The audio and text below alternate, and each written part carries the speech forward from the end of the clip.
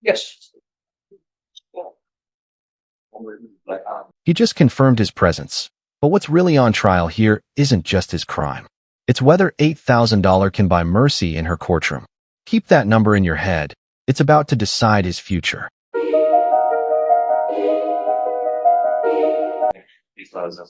All right. Are you all ready to proceed with sentencing? We are, Judge. I'm sorry. Just 1 second. Do you need a copy? No, Your Honor, I didn't. I just wanted to make sure you knew before we could be excused. Oh, yes, you can be excused. All right, so thank you, much. Your Honor. All right, All right, the court is calling 2024 CR 0075532 State versus Dino Acosta. Can I have parties announced? Jason Gear, head of the state, Your Honor. Scott Simpson from Mr. Acosta. And are you Mr. Acosta? Yes, ma'am. All right, we're here for sentencing. The court ordered that half of the restitution be paid before sentencing. So has that been completed? We have, I believe the court got a copy of it too. This is my client's copy. Sure. He paid $8,000 today. Andrew signed off on it. Okay. So that was the amount that was in the plea, $8,000. Now, pause for a second. This $8,000 payment, it's restitution, basically him paying back the financial damage he caused.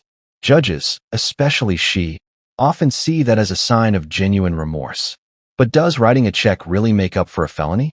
What do you think? Should paying half the money mean walking out free? Of the $16,500. Okay. And it has been paid. He still owes $8,500. He knows that, which is part of our argument as to, because it's an opposed plea, Judge. So that's part of our argument as to why you should grant probation. All right. So the total restitution is $16,500, but he paid $8,000 of that, correct? That's correct, Your Honor. All right. I saw what you had wrote on that form that he owes $10,000. I'm like, is my math off?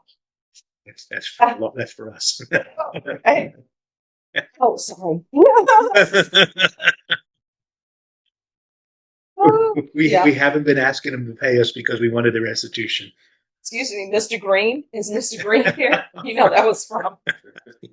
Well, you know what movie I'm talking about. Okay. All right. Let me find the plea bargain agreement. All right. You entered a plea, and according to your plea bargain agreement, the state is opposed to your application, and restitution was to be to Andy Hydrick and Rocky Hill Equipment Rentals, and there's to be a $2,000 fine. State, he's made an $8,000 payment. Are you still opposed?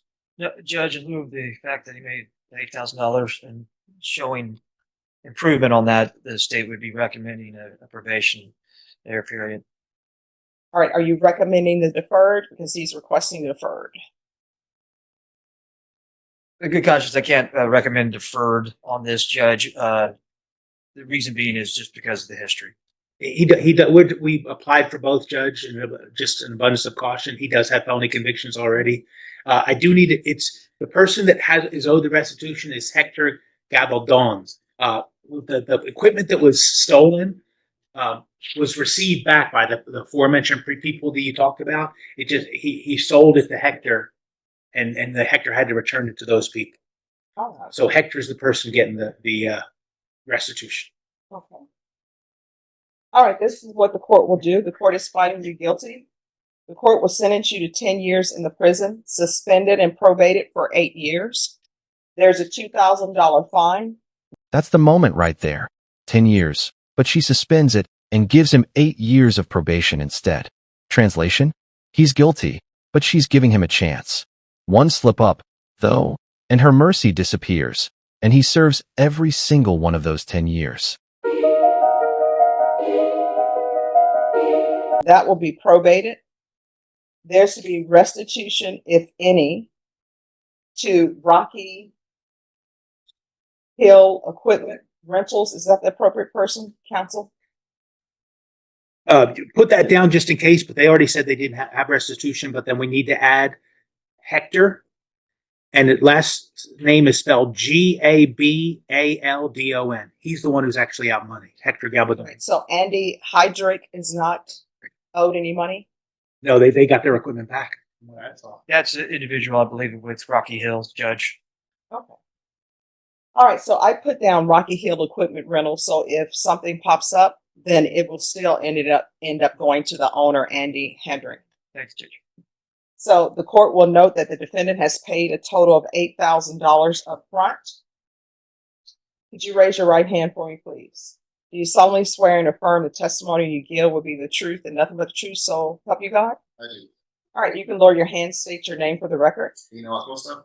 All right, so Mr. Acosta, based upon the restitution amount, at sentencing, I was told that restitution amount was $16,500. Correct. So you paid the $8,000. So what's due is $8,500. How much are you able to pay per month towards the restitution? I could do anywhere between $1,000, if that is. All right, so here's the thing. This is what I tell people. I just want to know what the amount is, and whatever you say the amount is. Of course, if you tell me $20 a month, I'm going to say absolutely not. But whatever the amount is, that's what I'm going to put in this order. So if it's $1,000 and you're 100% sure that it's going to be $1,000, then I'm going to order you to pay $1,000 a month towards restitution. Understood. In that case, $500 would be sufficient. That way I meet up to my expectations. All right. He's to pay restitution in the amount of $500 per month. Proof of employment within 30 days. No employment as a home health care provider or with minors. There's to be the theft course. A $2,000 fine. That will be probated. Field visits one time per month for 3 months. 200 hours of community service restitution. Regular reporting by Zoom or in person, and regular random UAs. Probation, is there anything else he needs? Yes, Judge. So as far as the restitution to the Rocky Hills individual, according to the PSI, they're not requesting any type of restitution. Also,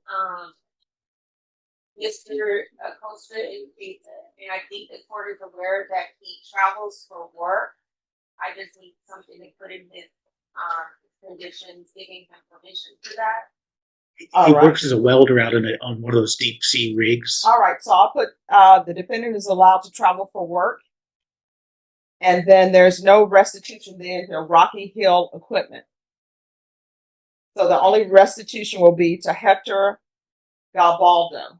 And Judge, I just want to confirm, Mr. Acosta, when he does travel for work, he goes everywhere and he's gone for an extended amount of time.